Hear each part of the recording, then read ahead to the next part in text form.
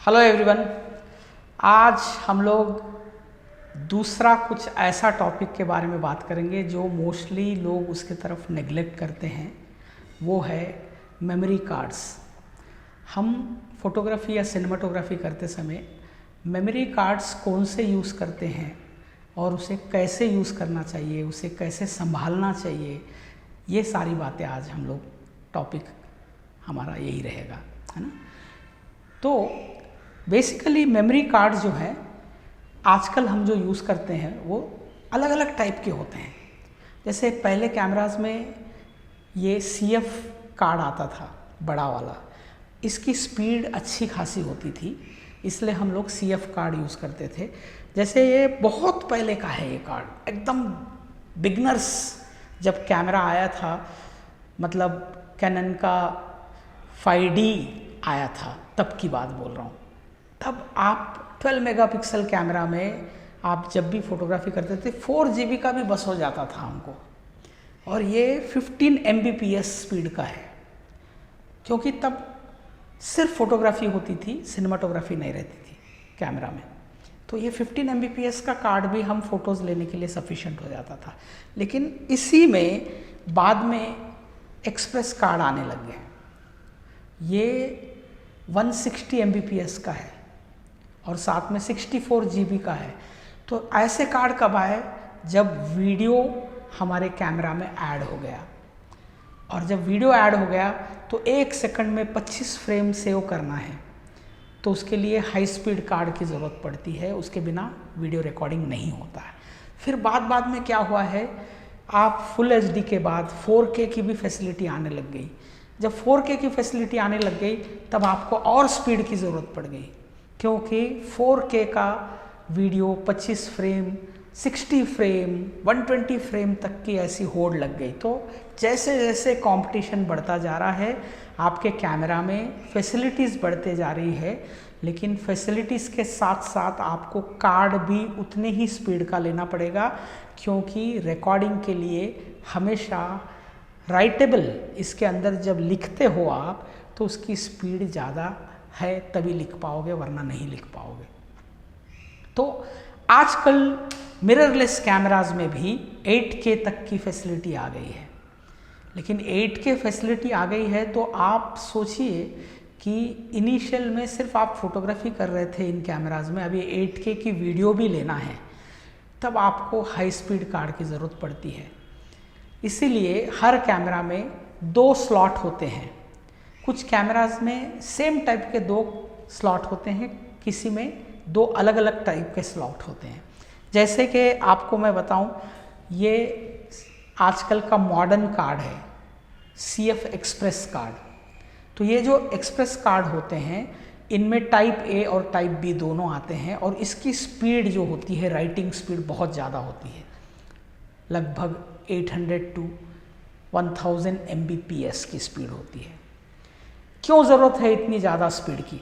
जैसे मैंने बताया कि शुरुआत में 15 Mbps से शुरुआत किया हुआ, आज हम लोग 1000 Mbps तक के कार्ड ले रहे हैं। क्यों खरीद रहे हैं? क्योंकि आपको अगर 8K रिकॉर्ड करना हो तो ऐसे कार्ड की ज़रूरत पड़ती है, क्योंकि आपको 8K रिकॉर्ड करते समय अगर आपका 1 सेकंड का फाइल साइज़ जो बन रहा है वो अगर रिकॉर्डिंग में नहीं जा सकता उसी स्पीड से, तो फिर रिकॉर्डिंग हो ही नहीं पाएगी।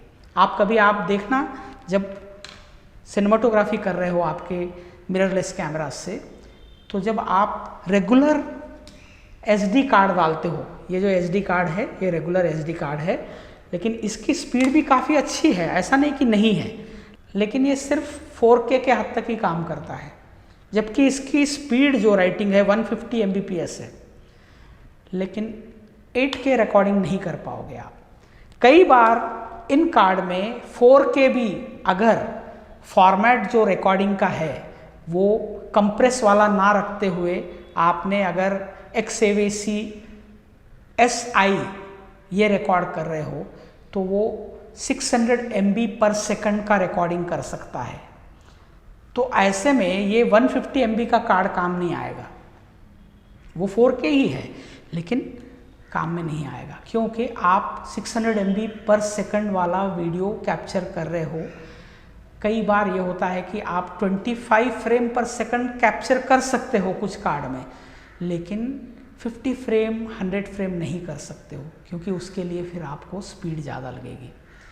इसीलिए आपके कैमरा में 2 स्लॉट होते हैं कई बार, जिसमें आप SD कार्ड और CF एक्सप्रेस कार्ड दोनों भी डाल सकते हो और काम के अनुसार आपकी रिकॉर्डिंग हो सकती है। तो ये दोनों भी होते हैं। अब रही बात इसकी, इन कार्ड्स का इस्तेमाल करते समय किन बातों को ध्यान रखना है। सभी कार्ड्स में यहाँ पीछे पॉइंट्स होते हैं, जिनके कारण पूरी रिकॉर्डिंग इसी के थ्रू जा रही है।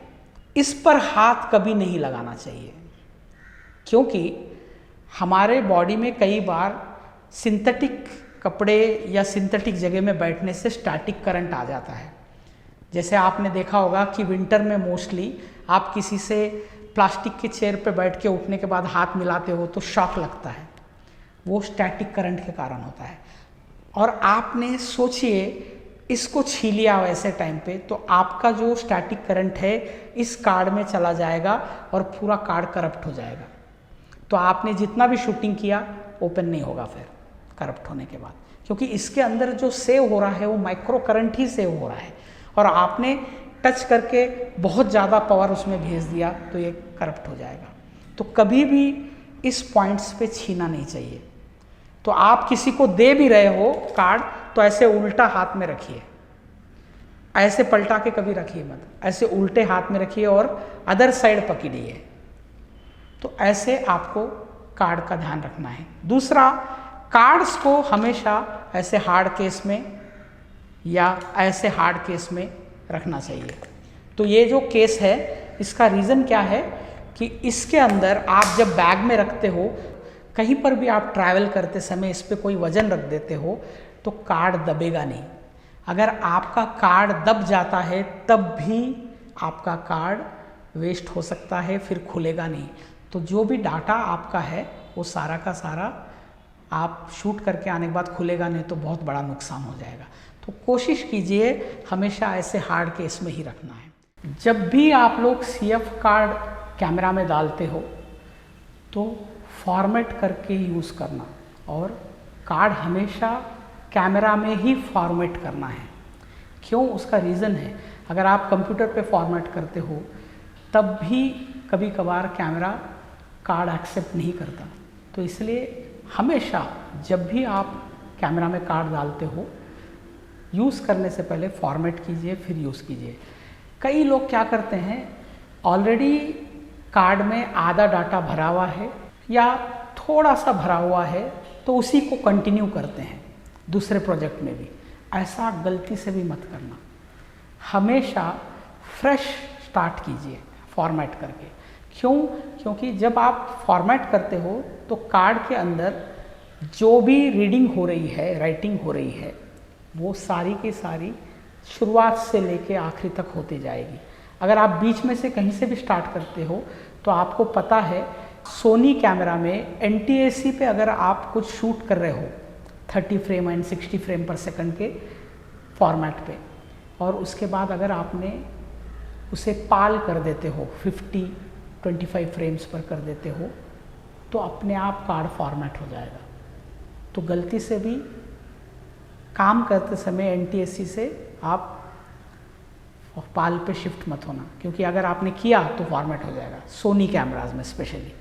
तो ध्यान रखना ये बात। इसीलिए मैं बोलता हूँ कि आप हमेशा कार्ड डालिए कैमरा में, फॉर्मेट कीजिए, फिर प्रोजेक्ट स्टार्ट कीजिए। तो इससे सेफ रहता है और कार्ड भी करप्ट होने के चांसेस कम रहते हैं। कार्ड्स वैसे बहुत हल्के होते हैं, लेकिन आपके हाथ से भी अगर नीचे गिर जाता है तो जो झटका इस पे लगता है गिरने के बाद, उसके कारण से भी ये कार्ड काम करना बंद कर सकते हैं। तो कोशिश कीजिए कि कार्ड को हाथ से नीचे गिराना करना ये बिल्कुल मत कीजिए। दबाना, कई बार कई लोगों का जेब में रख लेते हैं और धक्के में उसके ऊपर दबाव आ जाता है। तो गलती से कार्ड जेब में रखना है या नीचे गिराना है, ऐसी गलती भी नहीं करना है। आप लोग कार्ड खरीदते समय जितना ध्यान रखते हो उतना ही कार्ड रीडर खरीदते समय भी ध्यान रखना है। कार्ड रीडर के साथ जो केबल आती है ये बहुत हाई स्पीड ट्रांसफ़र की केबल रहती है। अगर आप कोई भी केबल सस्ता वाला खरीदोगे तब भी आपको दिक्कत आ सकती है। आजकल आपके कंप्यूटर पे बहुत सारे USB के पोर्ट आने लग गए हैं, हाई स्पीड पोर्ट। जैसे टाइप C का पोर्ट जो होता है सबसे हाई स्पीड होता है, थंडरबोल्ट हाई स्पीड होता है। तो ये कार्ड रीडर के साथ जो केबल आती है, अगर टाइप C का केबल आता है तो बहुत फास्ट ट्रांसफ़र करेगा, क्योंकि टाइप C में आपको 10 Gbps की स्पीड भी मिल सकती है। तो ये जो कार्ड रीडर हैं इसमें टाइप C है, तो इसके अगर आपने रेगुलर कोई मोबाइल का केबल लगाओगे तो उतना फास्ट ट्रांसफ़र नहीं करेगा। इसके साथ जो केबल आती है टाइप C की वो ही आपको फास्ट ट्रांसफ़र करके मिलेगा। इसलिए कभी भी कार्ड रीडर खरीदने के बाद उसकी केबल को कुछ मार्किंग करके रखो ताकि वो घूमे नहीं, या तो कभी रिप्लेस हो जाए तो फिर से स्पीड की दिक्कत आती है। तो कभी भी कोशिश करना कि original card reader, original cable, original cards यही यूज़ करना है। ये जो कार्ड होते हैं इन सबको स्टोरेज करते समय भी संभल के रहना चाहिए। ह्यूमिडिटी से दूर रखना है, ड्राई कैबिनेट में रखना है। इन सब बातों को ध्यान में रख के आप अगर कार्ड्स को यूज़ करते हो तो हमेशा आप अच्छी शूट करके डाटा ट्रांसफ़र करने तक कोई दिक्कत नहीं आएगी। वरना आप लोग डाटा ट्रांसफ़र अगर करने की बात आ रही है, आपके हार्ड ड्राइव में जाने तक, बैकअप लेने तक अगर कार्ड ख़राब हो गया तो फिर आप कुछ नहीं कर सकते हो। होप ये इन्फॉर्मेशन आपको बहुत काम में आएगा, और ऐसे ही दूसरे टॉपिक के लिए द फोकल चैनल देखते रहिए। Thank you.